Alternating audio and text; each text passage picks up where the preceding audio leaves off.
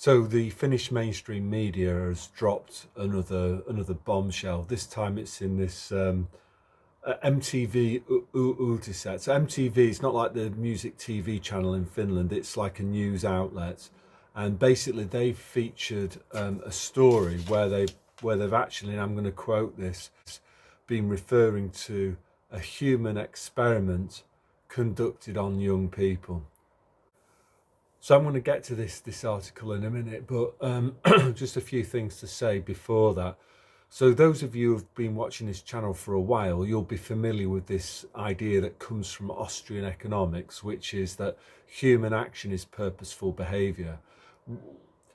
People don't behave randomly, they behave relative to what their objectives are. So if you know what somebody's trying to achieve, you can normally have an idea about what their actions are going to be, or maybe in the past why they've done certain things. It all becomes basic common sense once you actually understand what the objectives of the person or body is that you're studying. So, this isn't a conspiracy theory. You've got UN Agenda 21, UN Agenda 2030. You've got the whole sustainable development movement. You've got people, let's call him Jill Bates, reverse it, doing lectures, TED Talks about too many people on the planet, and what we need to do to achieve sustainable development is to either have fewer people and or reduce per capita consumption of these finite so-called non-renewable so-called resources. So if you think about what their public objectives are, so reducing the number of people on the planet and reducing per capita consumption, everything that's been happening over the last, I don't know, maybe 10-15 years starts to make a lot more sense relative to what they tell us.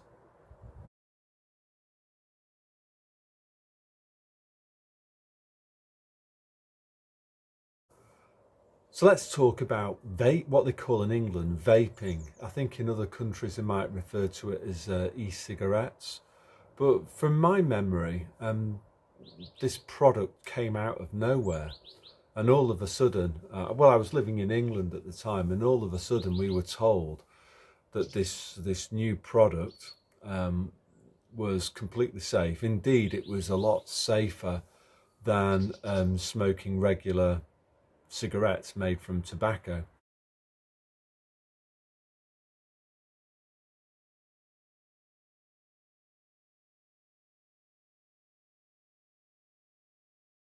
Now, straight away, if you're a critical thinker, you're thinking, well, like, for how has there been any long-term safety studies done on vaping, and do we have any information to back up this claim that that vaping is actually safer than smoking regular tobacco? So this is what, immediately what people like me were thinking 10-15 years ago when vaping first came on the scene. In some ways it's very similar to something that came out in 2021, something that was also revolutionary and never tried before. No back history to this thing, but we're told to believe that this was going to be safe and effective, not just in the short term, but in the medium term and long term. And of course, this was a nonsense, because there couldn't have been any long-term data, because this was a new, revolutionary, never tried before product. So vaping was very similar to that. Now, what's been happening in Finland is that the newspaper articles have been appearing that have been questioning the safety of vaping. I'm not sure whether this has been going on in Britain, but again, people have been led up the garden path, haven't they? They were told 10 or 15 years ago that this product was better for them than regular cigarettes, and they should switch to it, because vaping is safe and effective in both the medium and the long term. That's what people were told 10 or 15 years ago.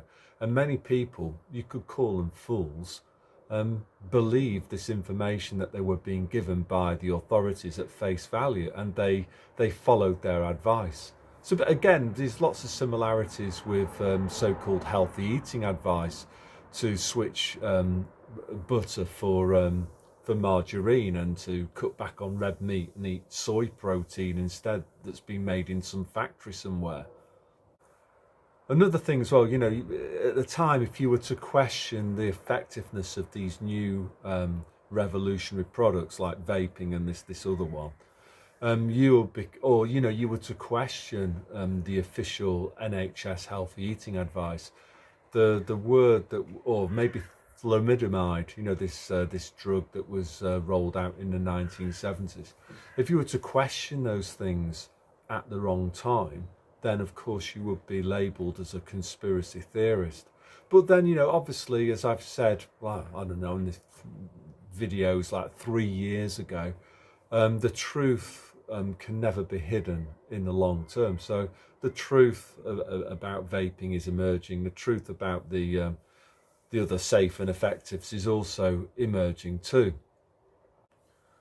So what happens then is that these so-called conspiracy theories, that inevitably they get rebranded, and rather than being called conspiracy theories, they're now called scandals. So we don't have a thalidomide conspiracy theory, we had a thalidomide scandal, and I think this is going to happen with both vaping and with what I call the medical experiment.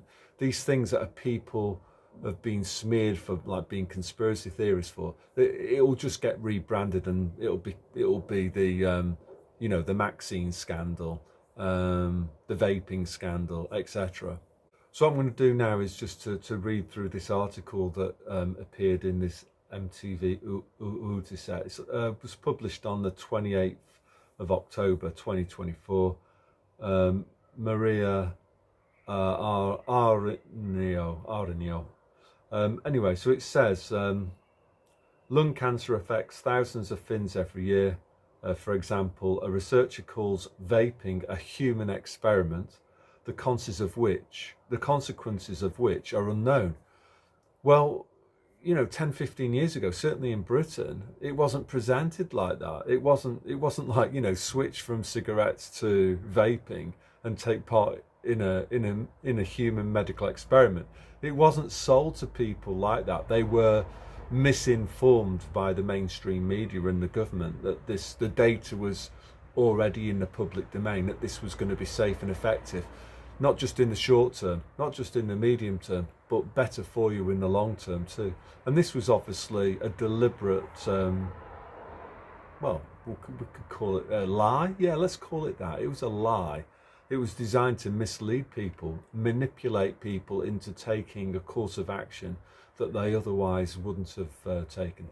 For me, though, this is why it's so important to think independently and critically. Like, if you've got a new product that's brand new, revolutionary, never tried before, well, of course no one knows what the long-term effects of this thing are going to be, because it's new. Anyway, it continues. Approximately 3,000 people in Finland are diagnosed with lung cancer every year, and 1,800 people die. Again, what we have to do here is realise that the population of Finland is only about 5 million. So, those figures might seem small, but you've got to bear into account that you've got to take the population of Finland into consideration too. Anyway, it goes on. At the moment, it's thought that 80 to 85% of lung cancers are somehow related to smoking. Not all risk factors are known. For example, environmental factors and what we breathe can contribute to the development of cancers. In recent years, this is the next sentence, in recent years, vaping has also increased. So they're like planting a seed there. Maybe this is one of these other factors. Yes, e-cigarettes are just as harmful as smoking. Well, again, like, people have been sold a kipper, haven't they? Because 10 or 15 years ago, they weren't saying that. They were saying the exact opposite. They were saying that vaping is a lot safer for you than tobacco. Therefore, you should switch. So what's the moral of the story here is think independently and critically, and don't always assume that doctors and the government are going to tell you the truth. That's not a conspiracy theory, that's just a conspiracy fact. This is just an example. You know, a very polite way of explaining it would be, well, maybe the mistake here is accidental. Whether it's malfeasance or whether it is just an accident, it matters not. The takeaway message from this is think independently and think critically, and don't just accept somebody in authority, what they say, and just assume that it must be true because a person in authority said it, so it must be true because they're in authority. Do you get the idea? It carries on. So this health, somebody called Heikala, so she is somebody from she's a lung cancer researcher at the University of Helsinki. So she said, yes, e-cigarettes are just as harmful as smoking. It can sometimes be even more dangerous. Wow. Because they may contain more nicotine than regular tobacco, Harkala says. Yeah, well, that's kind of, will obviously encourage more people to vape. I always remember a guy that I used to play cricket with, a young bloke in his early 20s, and I played cricket with him, and he was always vaping. I remember watching him walk around the ground before the game, and you couldn't really see his face. All you could see was these like clouds that he was creating. And at the time I thought, well, is this good for, you know, he's sucked this information up that this is better for him than fags. I really hope that that's true. Although, you know, kind of, for me, just using common sense, no way was I going to go anywhere near that. I don't smoke either. Unfortunately, we are currently conducting a human experiment that is taking place, especially on young people. We don't have long-term monitoring data on e-cigarettes. Yeah, well, that's not what, as I keep on saying, that's not what you were told when these things were launched, and you know, you were encouraged to switch. It goes on. However, cell and animal studies have already shown that nicotine and flavourings in e-cigarettes can predispose to cancer. At the moment, we may be living through this kind of cancer epidemic, which is getting worse, Heikala says. Well, obviously, you know, the other factor that's at play is the thing that we can't, is the other medical experiment that we're not allowed to talk about. And as I've said to you before, the fact that we can't talk about this medical experiment, you know, the 2021 one, tells me that we should be deeply suspicious of it. You know, it's a bit like living in Nazi Germany or in the USSR. When the government forbids you from talking about something, then you should stay well clear of it. And I would just say put the government on ignore, their advice, their edicts. You can't really trust that they have your best interests at heart. Because obviously, you know, if you have an open debate, the arguments can be scrutinised properly for and against, and you can, through discussion, you can get to the truth. If you're just banning discussion, then of course, you know, it's highly likely that you're being propagandized. You know, that's another way actually of, this is a Leo Biddle. I interviewed Leo a while ago, and I saw on Twitter, he basically said, and I like this Leo, he basically said that his favourite retort to somebody calling him a conspiracy theorist is to basically say that he's not a conspiracy theorist, he's merely a critic of state propaganda. Yeah, and you know, if you're forbidden from even discussing a topic, and you've got these misinformation slurs being thrown at people who are just asking questions, then you should be deeply suspicious about the motivations of your government. You know, the idea again, you know, that rich and powerful people never collude and they never coordinate their actions to transfer income and wealth from you to them. You know, if people want to call that a conspiracy theory, they can do, but more fool you. Anyway, that's all I want to say today, so God bless.